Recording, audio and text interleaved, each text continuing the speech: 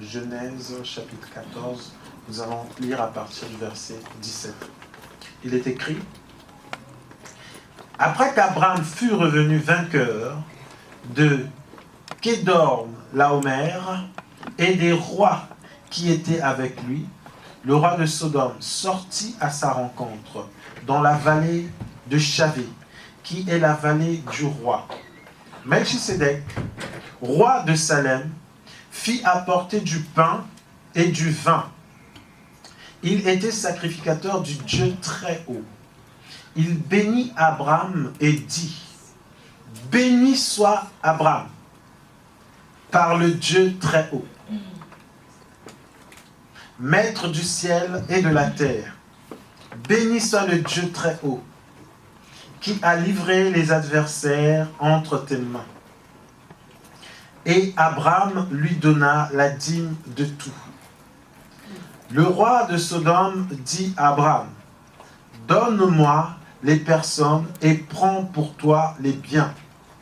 Abraham répondit au roi de Sodome: je lève la main vers l'Éternel, le Dieu très haut, maître du ciel et de la terre. Alléluia. Amen. La Bible nous dit que Abraham revient d'une guerre. Il revient d'une bataille. En fait, il était allé délivrer son neveu Lot, qui était tenu captif. Donc, il est allé livrer bataille. Et il a remporté cette bataille. Et lorsqu'il rentre donc de cette victoire, il rencontre un roi, mais qui est aussi sacrificateur du Dieu très haut. Un roi qu'on appelle Melchisédek, roi de justice, roi de paix. Et nous allons rentrer dans les détails de cet enseignement. Je pense que ça va nous prendre... c'est toujours dans notre série. Alléluia. Amen, amen. Et il rencontre donc ce roi. Ce roi vient à lui avec du pain et du vin. Et il lui donne ce pain et ce vin. La Bible dit, il bénit Abraham. Il bénit Abraham. Il dit, béni soit Abraham. Béni soit l'Éternel, le Dieu très haut. Et ce Melchisédek, la Bible nous dit, c'est un sacrificateur, un roi qui est aussi un sacrificateur, et c'est le roi de Salem. Et Melchisédek, nous allons aussi décortiquer ce nom, et vous allez comprendre que c'est merveilleux. En tout cas, c'est pour ça que je voulais que chacun de nous, que nous puissions inviter, mais c'est plutôt le contraire qui s'est fait. Je vois qu'il y a beaucoup d'absents ce matin. Mais nous allons, par la grâce de Dieu, partager cet enseignement qui, je pense, va nous faire du bien. Alors la Bible nous dit qu'après donc la victoire qu'Abraham a connue, donc il est sorti vainqueur de Kedorlaomer et des rois qui étaient avec lui, il rencontre donc ce roi Melchisédek. Et ce roi vient avec lui avec du pain et du vin. Et il bénit Abraham. Et Abraham, la Bible dit, lui donne la dîme de tout. Du butin en fait qu'il avait remporté, dans le butin de guerre qu'il avait remporté là-bas, Abraham lui donne ce butin. Et tout au long de cet enseignement, nous allons essayer de comprendre qui est Melchisédek, parce qu'il y a un grand mystère autour de lui. Il faut savoir que même, il y a des sectes qui se sont créées simplement autour du mystère de Melchisédek. Et c'est pour nous, en tant qu'enfants de Dieu, important de comprendre qui est Melchisédek. Alléluia. Amen. Et avant de décortiquer cette lecture, nous allons faire d'autres qui vont nous aider à comprendre qui est Melchisédek et pourquoi nous parlons de lui. Alléluia. Amen. Nous allons faire une autre lecture, cette fois-ci dans Hébreux 7, 1 à 17. Et après, nous allons revenir et nous allons décortiquer ce passage. Donc, Hébreux 7, 1 à 17. Nous allons lire. Je vais demander au frère Sébastien de faire la lecture. J'ai pas pris ma Bible encore. Hébreux, chapitre 7, de 1 à 7. Donc, le livre des Hébreux, que nous connaissons tous. Hébreux 7, au verset 17. Non, Hébreux 7, 1 à 17. Hébreux 7, du verset 1 au verset 17, la parole nous dit: en effet, ce Melchisédek, roi de Salem, sacrificateur du Dieu très haut, qui alla au-devant d'Abraham lorsqu'il revenait de la défaite des rois, qui le bénit, et à qui Abraham donna la dîme de tout, qui est d'abord roi de justice, d'après la signification de son nom. Ensuite, roi de Salem, c'est-à-dire roi de paix, qui est sans père, sans mère, sans généalogie, qui n'a ni commencement de jour, ni fin de vie, mais qui est rendu semblable au Fils de Dieu. Ce Melchisédek demeure sacrificateur à perpétuité. Considérez combien est grand celui auquel le patriarche Abraham donna la dîme du butin. Ceux des fils de Lévi qui exercent le sacerdoce ont, d'après la loi, l'ordre de lever la dîme sur le peuple, c'est-à-dire sur leurs frères, qui cependant sont issus des reins d'Abraham. Et lui qui ne tirait pas d'eux son origine, il leva la dîme sur Abraham, et il bénit celui qui avait les promesses. Or, c'est sans contredit l'inférieur qui est béni par le supérieur. Et ici, ceux qui perçoivent la dîme sont des hommes mortels. Mais là, c'est celui dont il est attesté qu'il est vivant. De plus, Lévi qui perçoit la dîme l'a payé, pour ainsi dire, par Abraham. Car il était encore dans les reins de son père, lorsque Melchisédek alla au-devant d'Abraham.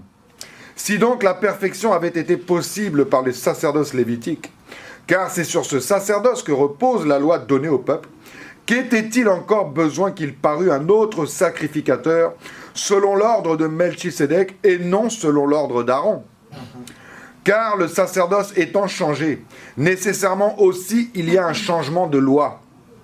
En effet, celui de qui ces choses sont dites appartient à une autre tribu dont aucun membre n'a fait le service de l'autel.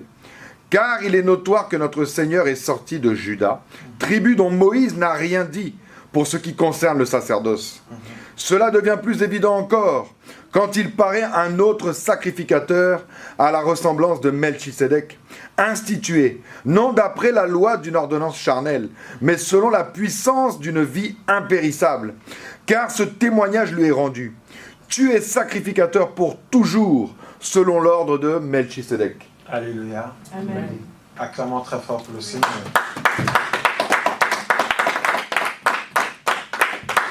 Alors, nous allons donc nous rendre compte tout au long de cet enseignement que Melchisédek n'est autre que Jésus-Christ. Alléluia. Amen.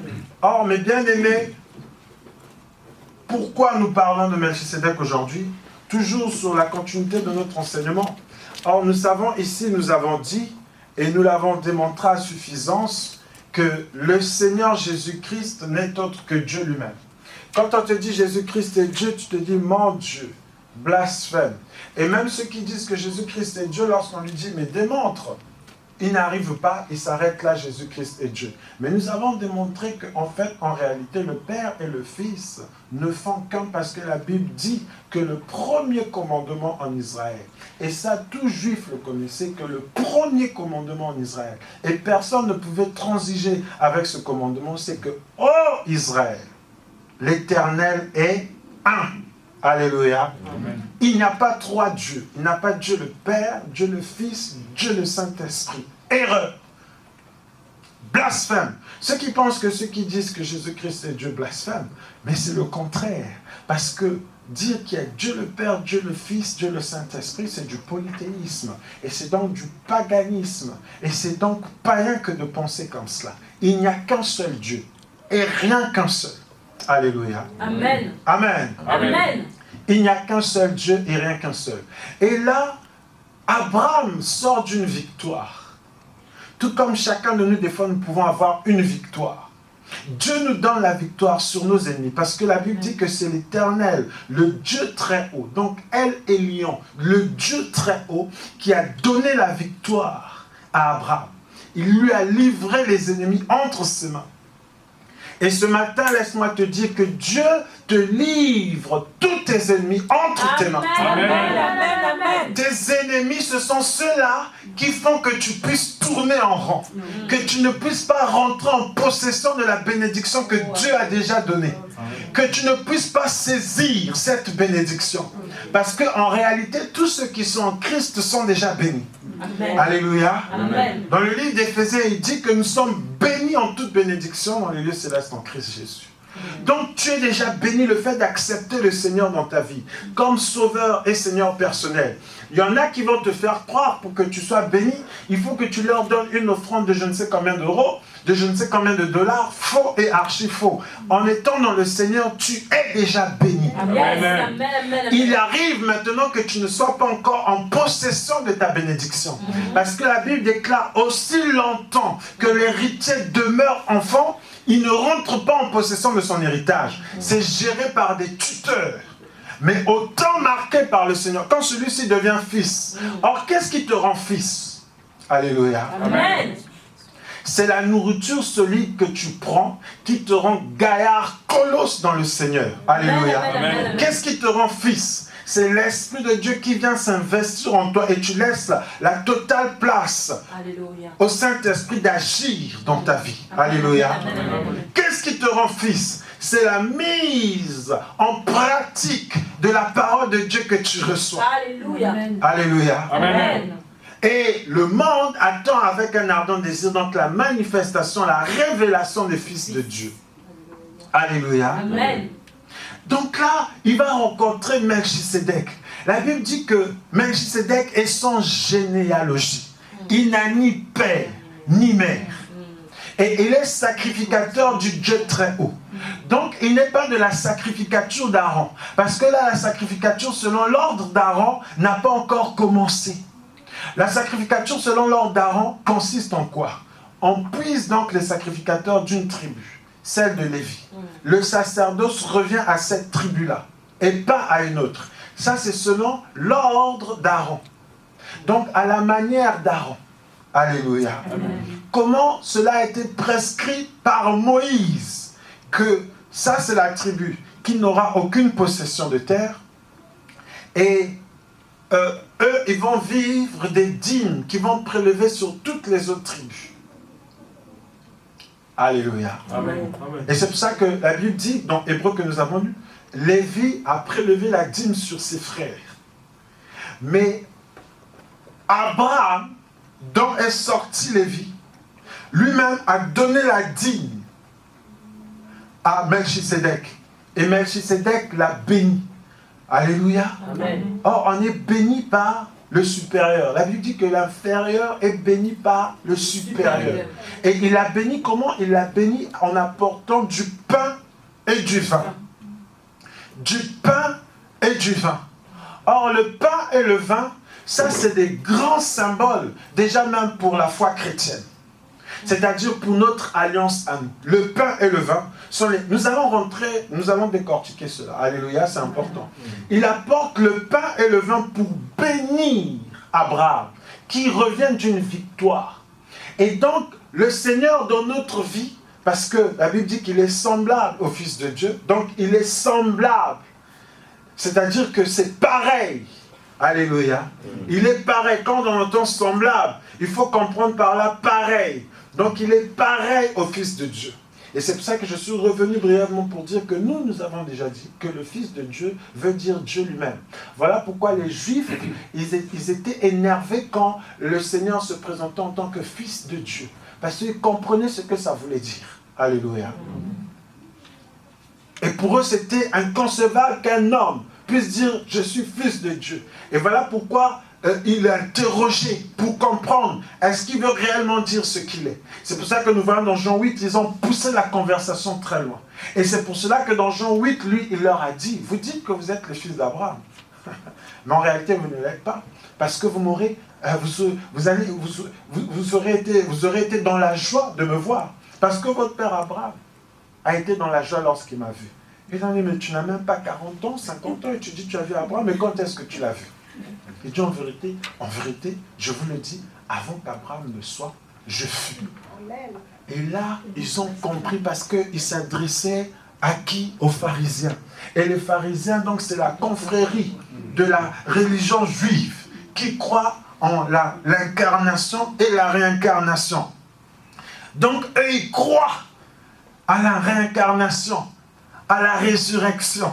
C'est la seule confrérie qui croit en la résurrection et qui croit même en la réincarnation. Et donc quand il dit aux pharisiens, avant qu'Abraham fût, je suis, et ils ont compris, mais celui-là, mais c'est un démon, mais c'est le diable en personne.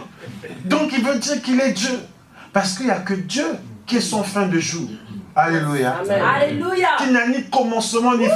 Amen. Donc qui est dans l'éternité. Alléluia. Et eux donc, la confrérie, là, ils comprennent. Et ils ont arrêté le débat, ils ont pris des pierres. Parce que pour eux, c'était trop.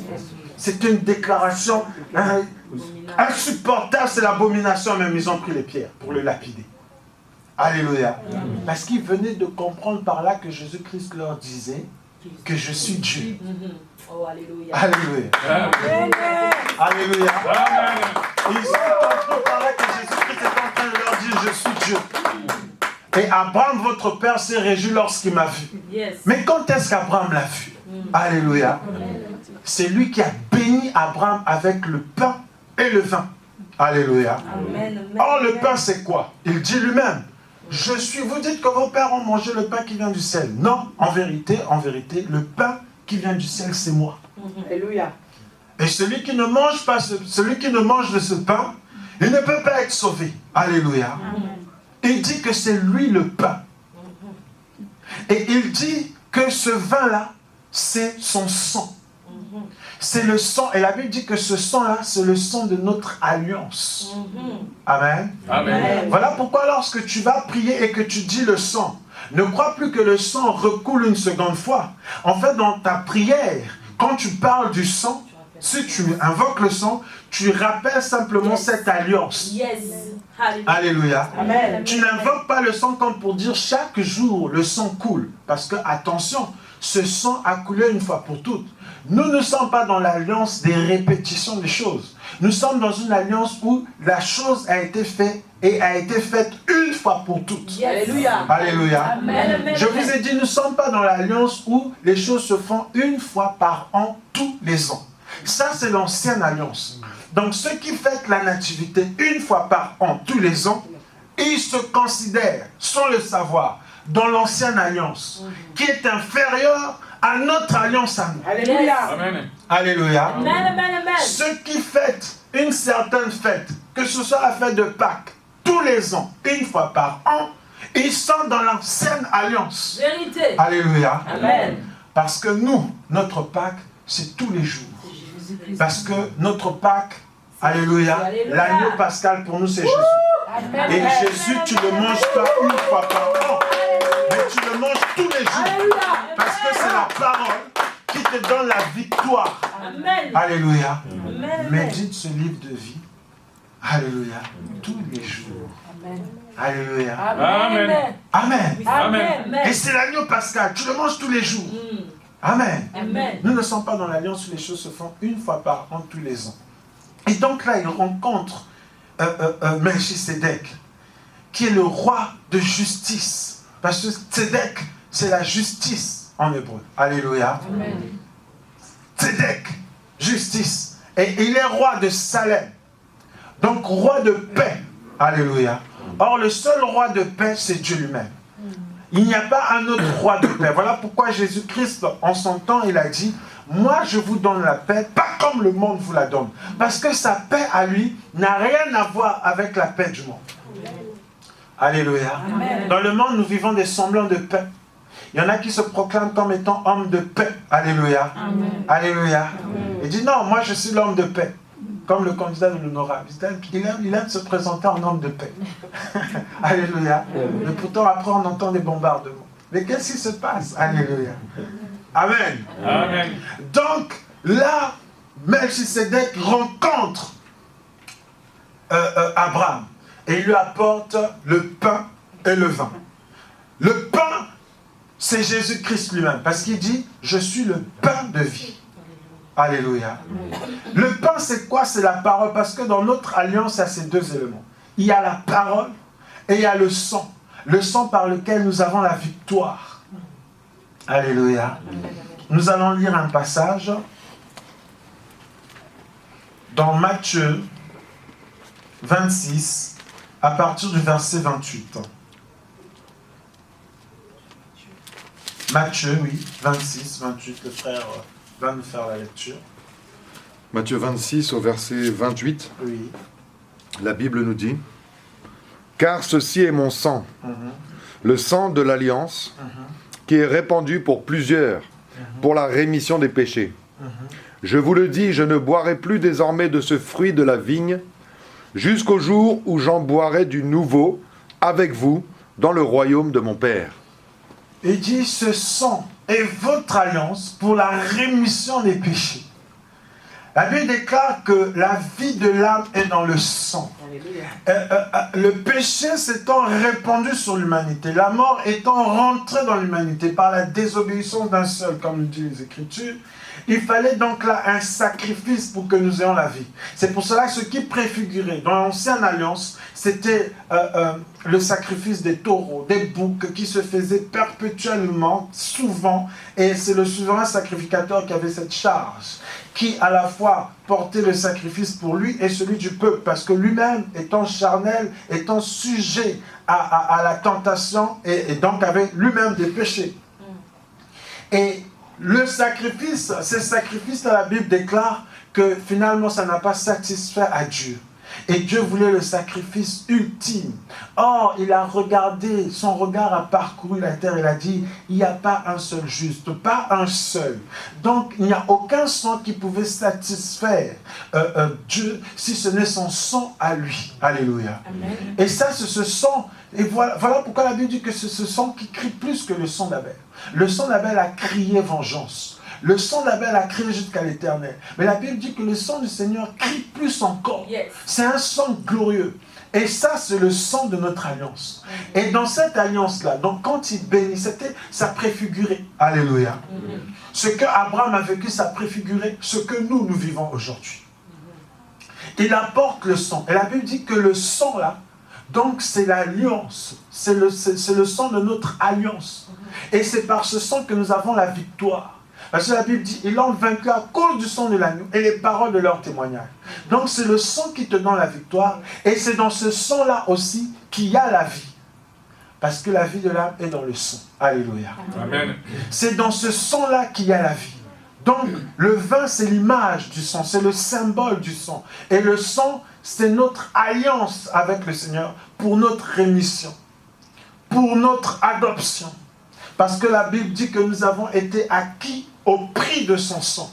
Et c'est au prix de son sang qu'il a fait de nous son peuple, qu'il a fait de nous cette nation sainte, cette race élue, pour annoncer ses vertus, nous dit la parole dans 1 Pierre 2, verset 9. Alléluia. Amen, amen. Donc c'est important de comprendre ces symboles.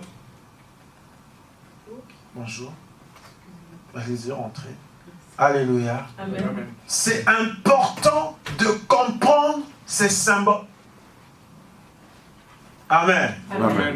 C'est important de comprendre ces symboles. Melchisédek va arriver avec lui, va arriver devant lui avec du vin et du pain. Et il dit, tu es béni.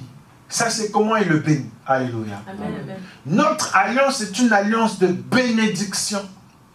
Alléluia. Amen, amen. Notre alliance est une alliance de triomphe, de victoire. Parce que dans notre alliance, mes bien-aimés, le Seigneur a tout vaincu. Voilà pourquoi nous avons lu la dernière fois, je pense que c'était dimanche dernier, qu'il s'est même fait pauvre à la croix pour que nous soyons riches. Yes. Alléluia. Amen. C'est une alliance de victoire. Voilà pourquoi, mes bien-aimés, ceux qui cherchent à ressembler à l'ancienne alliance, ils vont mettre des kippas, ils vont mettre des écharpes, ils vont aller au mur de lamentation. Je ne sais pas qu'est-ce qu'ils cherchent alors que la Bible est claire et elle nous dit que notre alliance est supérieure à cette alliance. Parce que si elle était si glorieuse que ça, on n'aurait pas eu besoin de la changer. Alléluia. On n'aurait pas eu besoin de la changer. Et c'est pour ça qu'il est important de comprendre comment marcher dans cette alliance. Et voilà pourquoi nous avons dit que les vêtements, ça sort de tout. Donc les crucifixes, les toges, les tiatires, quoi encore on avait dit, les myrrhes, toutes ces choses n'ont rien à voir avec la foi chrétienne. Alléluia. Amen. Parce que remarquez même, le tiatire, quand il s'agit de parler par exemple du tiatire, vous connaissez ce chapeau-là. Alléluia. Qui couvre la tête du pape. Sur la tête du pape, il y a marqué Vicarius Filidei. qui est simplement remplaçant, qui est vicaire de Dieu sur la terre. Et vicaire, c'est quoi? C'est remplaçant du Fils de Dieu sur la terre. Alléluia. Alors que sur le Thyatire, dans l'Ancienne Alliance, c'était marqué sainteté à l'Éternel. Donc sur le chapeau d'Aaron, donc le Thyatire, quand il se recouvrait du Thyatire, Aaron, il n'y avait pas marqué Vicarius Fidei, comme pour dire celui qui a remplacé le Fils de Dieu. Et c'est pour ça que c'est important de comprendre ces choses-là. Parce que celui qui dit remplaçant le Fils de Dieu, pour nous qui connaissons maintenant qu'en fait le Fils de Dieu c'est Dieu lui-même, c'est-à-dire qu'il se prend pour le remplaçant de Dieu sur terre. Donc ça veut dire que le pape devient Dieu sur terre. Et ça veut dire que tous ceux qui se couvrent devant le pape, c'est l'idolâtrie. Alléluia. Ceux qui font proskunéo, c'est-à-dire se prosterner devant le pape, il rentre maintenant dans l'idolâtrie. Parce qu'il s'est déclaré fils de Dieu, remplaçant du Fils de Dieu. Donc vicaire. Alléluia. C'est important. C'est pas que je jette le discrédit sur mes frères, mes amis catholiques. Mais c'est des choses vraies et nous les découvrons ensemble et c'est important de partager. Après, comprendre qui pourra. Alléluia. Amen. Nous, on ouvre la bouche, on parle. Mais c'est l'Esprit de Dieu qui convainc. Amen. Amen. Yes. Parce qu'en tout, qui c'est qui sera sauvé et qui ne le sera pas? C'est Dieu lui-même. Alléluia. Amen. En réalité, on a qui sont destinés à être sauvés, et je suis désolé de le dire, d'autres non. Mais ça, c'est Dieu qui fait son tri. Donc nous prêchons, et la Bible dit, celui qui a des oreilles pour entendre, qu'il entende ce que l'Esprit dit à l'Église. Alléluia. Amen. Et voilà pourquoi nous disons au CEP, Dieu nous a donné des yeux pour voir, des oreilles pour entendre, et un corps pour comprendre. Yes. Parce que lorsque la parole du royaume est prêchée, nous dit la Bible, et que celui qui l'écoute ne la comprend pas, mais qu'est-ce que fait le voleur? Il vient, le malin, il vole cela, et la condition de cette personne ne change pas, elle demeure la même. Et Dieu ne peut pas la convertir. Amen. Dieu ne peut pas la toucher. Alléluia. Amen. Voilà pourquoi c'est important ce que nous partageons. Le pain là, bien aimé, c'est Jésus lui-même. Il est le pain de vie. Il est le pain de vie. Et vous remarquerez qu'à chaque fois que le pain est rompu, à chaque fois que le pain est brisé, c'est toujours l'image de rentrer dans une révélation profonde. Parce que nous voyons que dans Luc, je pense au chapitre 24, lorsque sur le chemin d'Emmaüs, il rencontre des disciples qui étaient attristés par rapport à la crucifixion qui venait d'avoir lieu. Ils étaient déçus, ils étaient tristes, ils étaient abattus. Et qu'est-ce qui va se passer? Un personnage va passer par là et va dire, mais pourquoi êtes-vous si abattu, si attristé? Et ils vont lui répondre, mais es-tu le seul à Jérusalem d'ignorer ce qui s'est passé? Mais le Jésus en qui nous avons mis toute notre espérance, mais voici qu'il a été crucifié. Donc tout notre espoir on avait mis là-bas. Alléluia. Amen. Parce que à chaque fois que le peuple se sent opprimé, délaissé, ils aspirent toujours à avoir un libérateur. Alléluia. Amen. Amen. Amen. Il y a 16 pays en Afrique cette année qui vont connaître les élections présidentielles. Et dans chaque pays, quand quelqu'un se présente comme étant... Et le peuple, on lui donne des noms. Alléluia.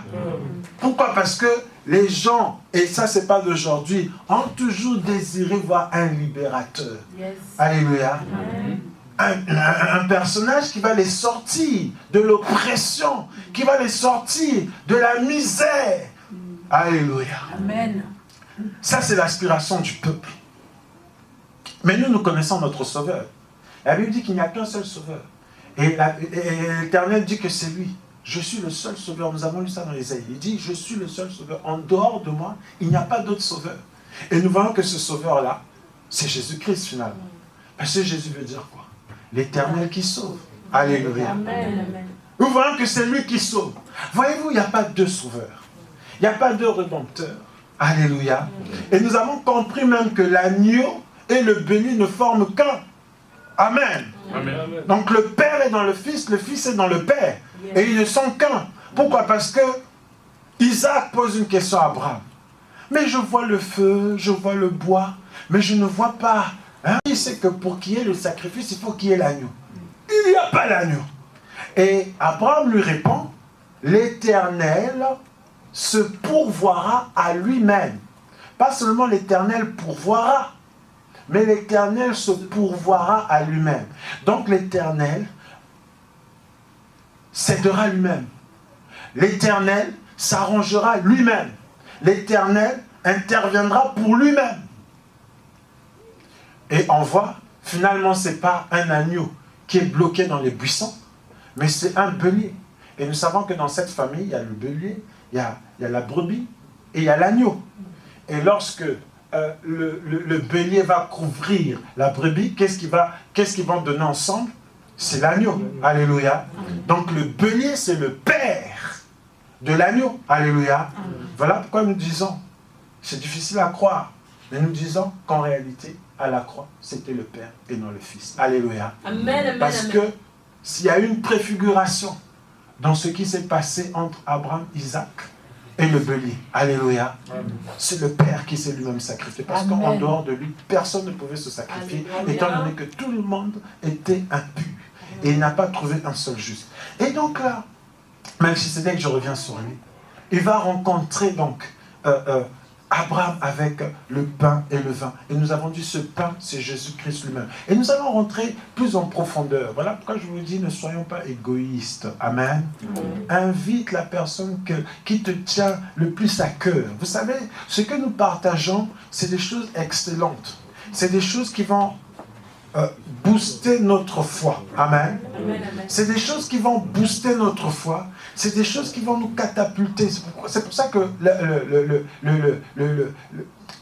l'auteur aux Hébreux lui-même disait, il y a des choses qu'on aimerait vous dire sur ce Melchisedec, mais vous êtes tellement lent à comprendre, que vous êtes encore à prendre des choses rudimentaires, donc le lait. Or, nous, mes bien-aimés, ce qui nous concerne, c'est la nourriture solide. Amen. Alléluia. Amen, amen. Parce que nous sommes dans cette terre-là où justement, lorsque la parole du royaume est prêchée, elle trouve une terre fertile. Voilà pourquoi nous disons, il nous a donné un cœur pour comprendre. Elle trouve une terre fertile. Pas une terre rocailleuse, remplie d'épines. Non, elle trouve une terre fertile. Parce que le cep, c'est ça. C'est ce champ de vigne où Jésus-Christ lui-même l'a implanté. Vous voyez comment le cep est là. Il y a une prophétesse qui a dit, ah, ça c'est le pasteur Évrard. Faux. Ça c'est Jésus-Christ lui-même, qui est enraciné dans sa parole. Et nous les disciples, nous sommes là. Lorsque la sève arrive dans les sarments, parce que nous sommes les sarments, il dit dans Jean 15, je suis le vrai cep. Mon père étant le vigneron, je suis le vrai cep. Et tout sarment qui est attaché à moi porte du fruit. Et nous sommes là, les sarments, les disciples. Et nous portons du fruit parce que nous sommes taillés par la parole. Nous sommes émondés par la parole. Et c'est cette parole que nous prêchons, qui présente Christ sous toutes ses coutures. Voilà pourquoi nous allons déceler Christ de Genèse à l'Apocalypse. Et nous allons voir là où se trouve Jésus-Christ pour comprendre la totalité de Christ, pour comprendre la plénitude de Christ. Et celui qui a compris Christ dans sa totalité est un homme, est une femme indéboulonnable, difficile à être séduite par les faux docteurs et les faux prophètes qui se sont insidieusement infiltrés au milieu de nous en apportant des doctrines de l'erreur. Parce que, souvenons-nous, nous sommes toujours sur notre enseignement principal qui a commencé depuis le mois de janvier sur la puissance des gardes ou encore l'énergie de l'erreur. Amen. Amen. Nous sommes toujours donc, c'est dans cette optique que nous essayons de comprendre Christ sous toutes ses coutures. Et là, nous comprenons que Melchisedec, en fait, c'est Jésus-Christ. C'est une préfiguration que Abraham, c'est une visitation en fait qu'Abraham a connue. Alléluia. Parce qu'on parle de lui une fois et après on ne parle plus de lui. Amen. Amen. En réalité, nous allons comprendre ce qui s'est passé exactement. Pas aujourd'hui parce que nous sommes pratiquement à la fin. C'est pour cela je prie Dieu que Dieu fasse grâce, que le temps nous soit favorable et que nous puissions assidûment suivre cet enseignement pour que nous puissions comprendre certaines choses. Et je vous ai toujours dit, des fois tu attends qu'on puisse prier pour toi, pour être béni, pour être sauvé, pour être délivré. Mais sache que la véritable parole, lorsque tu l'écoutes, qu'est-ce qui se passe? Les écailles tombent. Alléluia. Or, quand les écailles tombent, qu'est-ce qui se passe? Tu vois maintenant la gloire de Dieu. Alléluia. Alléluia. Amen. Qu'est-ce qui se passe encore quand tu écoutes la parole de Dieu? Elle vient, elle rentre dans ton cœur. Et qu'est-ce qui se passe? Tu commences à porter du fruit. Et tout ça, c'est l'image de la bénédiction. Donc, sans t'en rendre compte, il y a des choses qui sortent de toi. Et il y a des choses que Dieu met en toi et qui commencent à se manifester. Et c'est pour cela que la Bible déclare qu'il viendra déraciner tout ce qui n'a pas été planté par son Père. Yes. Alléluia. Amen. Il va planter ce qui vient de lui. Et ta vie change du tout au tout. Amen, amen, amen. Vous voyez pas, on va prier pour quelqu'un, prière de délivrance. La première fois qu'on a fait la prière de délivrance, j'ai l'impression que, en fait, je me disais, ça y est, je suis un autre homme. Donc là, je me disais, sans péché. Et je me souviens même, il y a une de mes cousines qui m'a dit, ah, mais appelle mon... Elle avait un amant, appelle mon amant, comme elle ne pouvait pas appeler chez cet amant-là, parce que la femme de cet amant-là allait... Donc, souvent, elle m'utilisait. Et moi, ce jour-là, donc, dès que j'arrive de la retraite, on a prié pour moi. Ah, je t'attendais. Viens appeler. J'ai dit, ah non, pas du tout. Je suis une autre personne. On a prié pour moi. Je suis délivré. Et j'avais l'impression que je ne pécherai plus jamais. Donc, je sais pas, 2 ou 3 jours après, j'ai fait un péché. J'ai dit, mais comment j'ai pu pécher? Mais je suis délivré, mais comment? Parce qu'en réalité, c'est pas ça. Alléluia. Amen. C'est la parole que tu écoutes tous les Yes. jours qui en fait Alléluia. te délivre. Parce que la parole est semblable à une épée, à Yes. double tranchant. Alléluia. Les liens spirituels que toi tu ne vois pas, qui t'attachent à tout le vice que tu connais toi-même dans ta vie. Mais c'est cette parole-là qui vient, qui brise. Alléluia. Alléluia. Amen. Parce que chaque vérité parce qu'il y a une portion de vérité que tu découvres chaque fois que tu es en contact avec la véritable parole. Et chaque portion de vérité que tu écoutes et à laquelle tu t'appropries, hein, tu te mets en conformité, en phase avec cette portion de vérité que tu viens de découvrir, qu'est-ce qui se passe? Il y a aussi une portion d'ignorance qui sort de toi. Alléluia. Amen. C'est comme si tu es un être avec plusieurs... il y a comme plusieurs trous. Amen. Donc il y a des trous. Et chaque portion de vérité vient combler ces trous. Et ces trous-là, c'est l'image de l'ignorance. Donc tu es un être avec plusieurs trous. Donc c'est des trous de l'ignorance. Et ces trous-là, dans ta vie, le diable s'engouffre dedans. Et plus les trous sont bouchés, moins il y a de trous pour qu'il s'engouffre dans ta vie. Jusqu'à ce qu'il n'y aura plus de trous du tout. Et lui ne peut plus rentrer dans ta vie. Yes. C'est pour ça que la Bible dit, résistez au diable avec une foi ferme. Et il fera quoi? Il fuira loin de vous. Mais la foi là, elle vient comment? Romains 10, 17. Alléluia. Amen. Amen. Amen. Donc c'est pas que j'ai la foi et maintenant le diable fuit. Non. La foi là vient de ce que tu entends. Et ce que tu entends vient de la révélation de la parole. Amen. La parole révélée. Donc ce qui était quelque part caché, et Dieu t'a fait grâce. Parce que la gloire de Dieu, c'est de cacher les choses. Et la gloire de roi, c'est de découvrir, de sonder. Amen. Amen. Et chaque fois que tu as une portion de vérité, ça vient combler l'ignorance. Alléluia. Amen. Ainsi tu ne peux plus périr. Parce que mon peuple périt faute de connaissance. Mais la connaissance est là. De la vérité en tout cas.